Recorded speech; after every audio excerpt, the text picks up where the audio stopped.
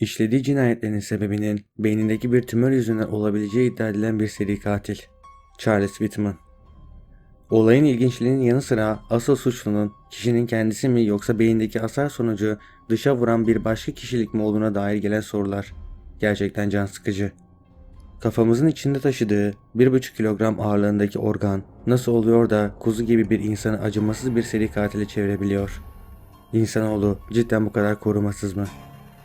Ben Berkay Atlas. Yeni bir esrarengiz cinayet başlıyor.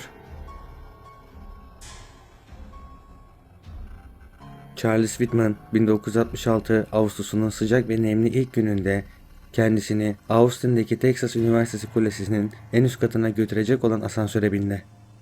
25 yaşındaki genç daha sonra bir bavul dolusu silah ve cephanesiyle peşinden sürükleyerek 3 kat merdiven çıktı ve gözlem alanına ulaştı.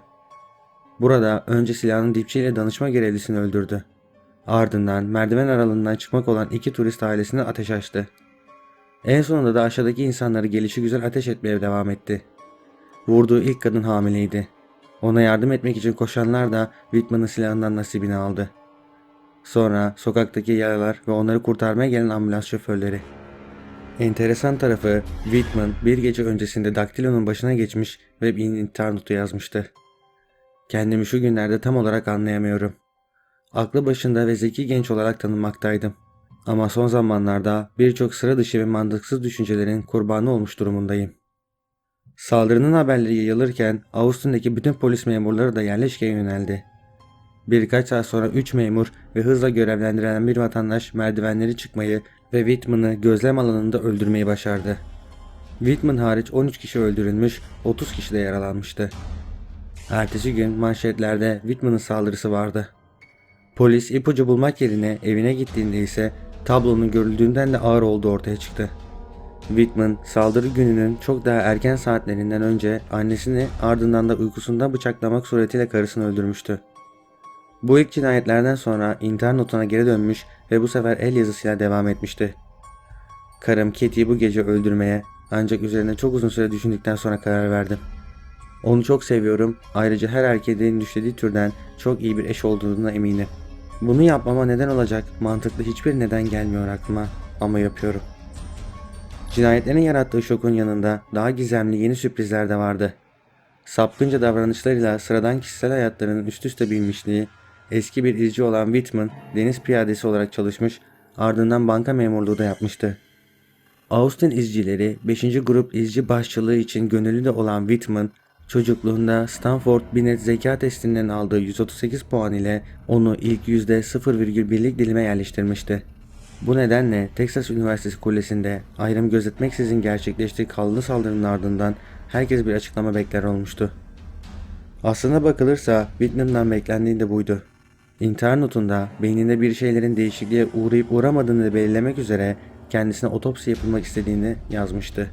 Çünkü kendisi bundan kuşkulanmaktaydı. Saldırıdan birkaç ay önce günlüğüne de şöyle yazmıştı. Bir keresinde bir doktorla 2 saat kadar konuşup ona çok güçlü bir biçimde hissettiğim şiddet duygusunun altında ezildiğimi anlatmaya çalıştım. O seanstan sonra doktoru bir daha görmedim. O zamandan beri bu zihnimde çalkantıya tek başıma mücadele etmek zorundayım. Ve görünen o ki hiçbir yararı yok. Whitman'ın cesedi morga götürüldü, kafatası kemikleri testereyle açıldı ve beyin çıkartıldı. Otopsi incelemesini yapan doktor, beyinde bozuk para büyüklüğünde bir tümör buldu. Glioblastoma adı verilen bu tümör, talamus denilen yapının alt kısmından çıkan hipotalamusa uzanıyor ve amigdala olarak bilinen üçüncü bir yapıyı sıkıştırıyordu. Amigdala özellikle de korku ve saldırganlık merkezinden olmak üzere duygu mekanizmasının düzenlenmesinden sorumludur. 1800'lerin sonlarına gelindiğinde araştırmacılar amigdalanın hasar görmesiyle duygusal ve toplumsal rahatsızlıklar yaşandığını keşfetmişlerdir. 1930'lu yıllarda ise Henry Culver ve Paul Bucky adlı biyologlar amigdalası zarar gören maymunlarda korkusuzluk, duygusal körelme ve aşırı tepki gibi bir dizi belirti ortaya çıktığını göstermişlerdir. Amigdalası hasarlı kişi maymunların annelik davranışlarını bile bozuyordu. Bu maymunlar sıklıkla yavrularını ihmal ediyor ya da onlara fiziksel tacizde bulunuyorlardı. Sağlıklı insanlarda ise amigdalanın etkinliği özellikle ürkütücü yüzler gördüklerinde, korkulu anlar ya da toplumsal fobiler yaşadıklarında artmaktaydı. Sonuçta Whitman'ın kendisiyle ilgili sezgileri Beynindeki bir şeylerin davranışlarını değiştirdiği gerçekten de son derece isabetli bir tahmindi. Çok sevdiğim bu iki insanı da vahşice öldürmüş gibi göründüğümü tahmin ediyorum. Ama ben işi hızlı ve tam biçimde yapmaya çalıştım yalnızca. Eğer yaşam sigortası poliçem hala geçerliyse lütfen borçlarımı ödeyin. Geri kalanını da ismini vermeden bir akıl sağlığı kuruluşuna bağışlayın. Bu tür trajediler belki de araştırmalar sonucunda önlenebilir. Whitman'daki değişimi fark eden başkaları da vardı. Yakın arkadaşı Elaine tümüyle normal göründüğünde bile içindeki bir şeyleri denetlemeye çalıştığı izlemini veriyordu diye anlatmıştı. O bir şeyler tahminen Whitman'ın içindeki öfke, saldırganlık ve bunların topluluğuydu. Daha sakin ve akıcı olan taraflar, tepkisel, şiddete eğilimli taraflarla mücadeleyi sürdürse de tümörle gelen hasarlar dengeyi öyle bir bozmuştu ki savaş artık adil olmaktan çıkmıştı. Son olarak sorulması gereken soru şuydu. Kendisine hiçbir seçim hakkı tanınmayan yollarla beyin hasarı görmüş bir kişi ne ölçüde kabahatlidir? Ne de olsa biyolojimizden bağımsız davranamıyoruz. Öyle değil mi? Ben Berkay Atlas. Videoyu beğendiyseniz kanala abone olmayı ve bildirim çanını açmayı unutmayın.